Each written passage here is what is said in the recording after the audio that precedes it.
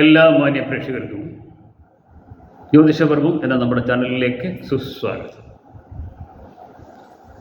May മാസ ഫലത്തിൽ ഇന്ന് നമ്മൾ കന്നിക്കൂറുകാരുടെയും തുലാക്കൂറിൽപ്പെട്ട നക്ഷത്രക്കാരുടെയും മെയ് മാസ ഫലത്തെക്കുറിച്ചാണ് ചിന്തിക്കുന്നത്. ആദ്യം നമുക്ക് കന്നിക്കൂറുകാരുടെ മെയ് മാസ ഫലത്തെക്കുറിച്ച് ചിന്തിക്കാം. കന്നിക്കൂർ എന്ന് പറയുമ്പോൾ ഉത്രം മുക്കാല്, അത്തം, ചിത്രയുടെ ആദ്യത്തെ 2 പാദങ്ങൾ ചേരുന്ന നക്ഷത്ര ഗ്രൂപ്പാണ്. വളരെയേറെ ഗുണാനുഭവങ്ങൾക്ക് കാരണമായി തീരുന്ന ഒരു മാസമാണ് മെയ് മാസം കന്നിക്കൂറുകാരെ സംബന്ധിച്ചിടത്തോളം. പലതരത്തിലുള്ള സാമ്പത്തികമായ നേട്ടങ്ങൾ ഉണ്ടാകുന്ന ഒരു മാസമാണ്. അതുപോലെ തന്നെ ഉദ്യോഗസ്ഥന്മാർക്കൊക്കെ പ്രമോഷനുകൾ, അനുകൂലമായ ട്രാൻസ്ഫറുകളൊക്കെ ലഭിക്കാൻ സാധ്യതയുള്ളൊരു മാസമാണ്. എന്നിരുന്നാലും ഉദ്യോഗസ്ഥന്മാർ ശ്രദ്ധിക്കേണ്ട ഒരു കാര്യമുണ്ട്. ബാഹ്യ സമ്മർദ്ദങ്ങൾ, അതുപോലെ ജോലിയിലെ തിരക്കുകൾ, ഇവയൊക്കെ മാനസിക സമ്മർദ്ദങ്ങൾക്ക് കാരണമായി തീരാവുന്നതാണ്. തീരുമാനങ്ങൾ എടുക്കുമ്പോൾ വളരെ ചിന്തിച്ച് വേണം മെയ് മാസത്തിലെ തീരുമാനങ്ങളൊക്കെ എടുക്കുവാൻ. കാരണം ജോലിസ്ഥലത്ത് നിന്ന് തന്നെ ശത്രുക്കളുടേതായ ചില പ്രതിപ്രവർത്തനങ്ങൾ ഉണ്ടാകാനുള്ള സാധ്യതകളെ കരുതിയിരിക്കേണ്ടത് അത്യാവശ്യമാണ്. ഉദ്യോഗാർത്ഥികൾക്കും വിദ്യാർത്ഥികൾക്കുമൊക്കെ ഈ മാസം വളരെ അനുകൂലമാണ് മെയ് മാസം എന്ന് പറയുന്നത്. ഉദ്യോഗാർത്ഥികൾക്ക് അനുകൂലമായ ജോലികളൊക്കെ ലഭിക്കാൻ സാധ്യതയുള്ളൊരു മാസമാണ്. അതുപോലെ വിദ്യാർത്ഥികൾക്ക് ഉപരിപഠനാർത്ഥം വിദേശത്തൊക്കെ പോകാൻ കഴിയുന്ന ഒരു മാസമാണ്. ഉയർന്ന മാർക്കുകളൊക്കെ വാങ്ങാൻ കഴിയുന്ന ഒരു മാസമാണ് എന്നൊക്കെ ഉള്ള ഗുണാനുഭവങ്ങളും ഉണ്ട്. അതുപോലെ വീട്ടിൽ മംഗളകരമായ കർമ്മങ്ങൾ എന്ന് പറഞ്ഞാൽ വിവാഹാദി മംഗളകർമ്മങ്ങൾ, അതുപോലെ വിദേശ ജോലി ആഗ്രഹിക്കുന്നവർക്ക് വിദേശത്ത് പോകാൻ സാധിക്കുന്ന ചില കാര്യങ്ങളൊക്കെ ഈ മെയ് മാസത്തിൽ വന്ന് ചേരുന്നതായിരിക്കും. അങ്ങനെ പൊതുവേ മെയ് മാസം കന്നിക്കൂറുകാരെ സംബന്ധിച്ചിടത്തോളം വളരെ അനുകൂലമായിട്ടാണ് കാണുന്നത്. കലാകാരന്മാരെ, കരാറുകാർ, അതുപോലെ തന്നെ ബിസിനസ്സിൽ ഒക്കെ പ്രവർത്തിക്കുന്നവർക്കൊക്കെ സാമ്പത്തികമായ നേട്ടങ്ങൾ ഉണ്ടാകാവുന്ന ഒരു മാസം കൂടിയാണ് മെയ് മാസം. അപ്രതീക്ഷിതമായ ചില ഭാഗ്യാനുഭവങ്ങളൊക്കെ വന്ന് ഭവിക്കുന്നതായിരിക്കും. എന്നിരുന്നാലും ദൈവാധീനം വരുത്തി മുമ്പോട്ട് പോകുക, പ്രത്യേകിച്ച് ദേവീക്ഷേത്ര ദർശനങ്ങൾ, വഴിപാടുകളൊക്കെ നടത്തി പോവുക, വിഷ്ണുപ്രീതികരമായ കർമ്മങ്ങളൊക്കെ നടത്തുക, ഇവയൊക്കെ ചെയ്ത് മുമ്പോട്ട് പോയാൽ ഗുണാനുഭവങ്ങൾ ഏറിയിരിക്കും എന്ന കാര്യത്തിൽ സംശയം വേണ്ട.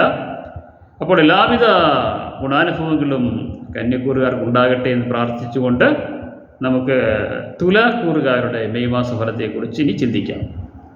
തുലാക്കൂർ എന്ന് പറയുമ്പോൾ ചിത്തിരയുടെ അവസാനത്തെ 2 പാദങ്ങൾ, ചോതി, വിശാഖത്തിൻ്റെ ആദ്യത്തെ 3 പാദങ്ങൾ, അതായത് ചിത്തിര അവസാനത്തെ 2 പാദം, ചോതി പൂർണ്ണമായും, വിശാഖം 1, 2, 3 പാദങ്ങൾ ചേരുന്നതാണ് തുലാക്കൂർ.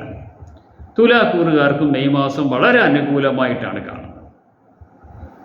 പലതരത്തിലുള്ള സാമ്പത്തിക ഗുണങ്ങൾ വന്ന് ഭവിക്കുന്ന ഒരു മാസമാണ് മെയ് മാസം എന്ന് പറയാവുന്നതാണ്. മെയ് മാസത്തിൽ വ്യാഴമാറ്റം ഉണ്ടാകുമെങ്കിൽ പോലും മെയ് മാസം ഗുണാനുഭവങ്ങൾ നിറഞ്ഞൊരു മാസമായിട്ടാണ് തുലാക്കൂറുകാരെ സംബന്ധിച്ചിടത്തോളം കാണുന്നത്. ബന്ധുക്കളിൽ നിന്ന്, സ്വജനങ്ങളിൽ നിന്ന്, സൗഹൃദങ്ങളിൽ നിന്നൊക്കെ വേണ്ട വിധത്തിലുള്ള ഗുണാനുഭവങ്ങൾ ലഭിക്കുന്നതായിരിക്കും. സാമ്പത്തികമായ ഗുണാനുഭവങ്ങൾ മാത്രമല്ല, വേണ്ട പരിഗണനകളും ഉപദേശങ്ങളും ഒക്കെ ലഭിക്കുന്ന ഒരു മാസമായിരിക്കും. അതുപോലെ തന്നെ വിദ്യാർത്ഥികൾക്ക് ഉയർന്ന മാർക്ക് വാങ്ങുന്നതിനൊക്കെ സാധ്യമായൊരു വർഷമാണ്. ഉപരിപഠനാർത്ഥം വിദേശത്ത് പോകാൻ സാധിക്കുന്ന മാസമാണ്. എങ്കിലും ഉയർന്ന മേഖലകളിൽ പഠിക്കാൻ ആഗ്രഹിക്കുന്നവർ തങ്ങൾക്ക് അനുകൂലമായ മേഖല, അതായത് തൊഴിൽ ലഭിക്കാൻ ഏറ്റവും അനുകൂലമായ മേഖല ഏതെന്നും തങ്ങൾക്ക് അഭിരുചി ഏതിനാണെന്നും കണ്ടെത്തി വേണം മേഖലകൾ തിരഞ്ഞെടുക്കാൻ എന്ന കാര്യം പ്രത്യേകം ശ്രദ്ധിക്കേണ്ടതാണ്. അതായത് ഉപരിപഠനാർത്ഥം ഏതൊരു കോഴ്സ് തിരഞ്ഞെടുക്കണം എന്നുള്ള കാര്യം മറ്റുള്ളൊരു ഉപദേശം സ്വീകരിക്കുന്നതോടൊപ്പം സ്വയം ഒരു തീരുമാനത്തിലെത്തിക്കൂടി ചെയ്യുക, അല്ലെങ്കിൽ ഗ്രഹനില കൂടി നോക്കി ചെയ്യുക. ഗ്രഹനിലയിൽ നിങ്ങൾക്ക് അനുകൂലമായ ജോലി ഏതെന്ന് തീർച്ചയായിട്ടും അറിയാൻ കഴിയുന്നതായിരിക്കും. അതിനനുസരിച്ചുള്ള പഠനം തിരഞ്ഞെടുക്കാൻ കഴിയുന്നതുമായിരിക്കും. ഇപ്പോൾ ഗ്രഹനില പരിശോധിപ്പിക്കുന്ന ഏറ്റവും ഉചിതമായ ഒരു കാര്യമായിരിക്കും ഉപരിപഠനാർത്ഥം. അതുപോലെ വിദേശ ജോലി ആഗ്രഹിക്കുന്നവർക്ക് അതിന് സാധ്യമാകുന്ന ഒരു കാലഘട്ടമാണെന്ന് പറയാവുന്നതാണ്. എന്നിരുന്നാലും വിദേശത്തൊക്കെ പോകാൻ ആഗ്രഹിക്കുന്നവർ നോക്കിയും കണ്ടുമൊക്കെ ചെയ്യേണ്ടതാണ്. വ്യാഴമാറ്റം അത്ര അനുകൂലമല്ലാത്തതുകൊണ്ടാണ് അങ്ങനെ പറഞ്ഞത്. മെയ് മാസത്തിൽ ഉദ്യോഗസ്ഥന്മാർക്കൊക്കെ വളരെ അനുകൂലമായിട്ടൊരു മാസമായിട്ടാണ് കാണുന്നത്. അതുപോലെ തന്നെ ബിസിനസ്സുകാർക്ക്, കലാകാരന്മാർക്ക്, രാഷ്ട്രീയക്കാർക്കൊക്കെ, തുലാക്കൂറിൽപ്പെട്ടവർക്ക് മെയ് മാസം വളരെ അനുകൂലമായ ഗുണാനുഭവങ്ങൾക്ക് കാരണമായി തീരുന്ന ഒരു മാസമായിരിക്കും.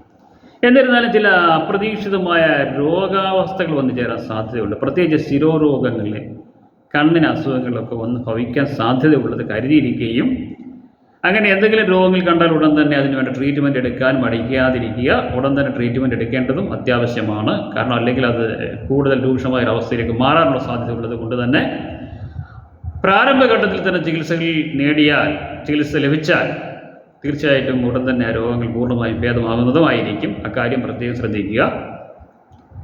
ഇതൊക്കെയാണ് പൊതുവെയുള്ള തുലാക്കൂറുകാരുടെ മെയ് മാസ ഫലങ്ങൾ എന്ന് പറയാവുന്നതാണ്. പൊതുവെ ഗുണാനുഭവങ്ങൾ നിറഞ്ഞൊരു മാസം തന്നെയാണ് മെയ് മാസം. ഒപ്പം ശിവക്ഷേത്ര ദർശനം, ശിവന് ധാര എന്നിവയൊക്കെ നടത്തുക. വൈഷ്ണവ പ്രീതികരമായ കർമ്മങ്ങൾ നിർബന്ധമായും അനുഷ്ഠിക്കേണ്ട ഒരു കാലഘട്ടമാണ്. വിഷ്ണു ക്ഷേത്ര ദർശനം, വഴിപാടുകൾ, വിഷ്ണു സഹസ്രനാമം ചൊല്ലുക എന്നിവയൊക്കെ നടത്തിപ്പോവുക. ഒപ്പം ഓരോരുത്തരും അവരവരുടെ കർമ്മങ്ങൾ അനുഷ്ഠിച്ച് മുമ്പോട്ട് പോയാൽ ഗുണാനുഭവങ്ങൾ ഏറിയിരിക്കുന്ന ഒരു മാസമായിരിക്കും മെയ് മാസം എന്ന് നിസ്സംശയം പറയാവുന്നതാണ്. അങ്ങനെ ഭവിക്കട്ടെ എന്ന് ആശംസിച്ചുകൊണ്ട് അടുത്ത വിഷയമായി കാണുമ്പോൾ ഏവർക്കും നന്ദി, നമസ്കാരം.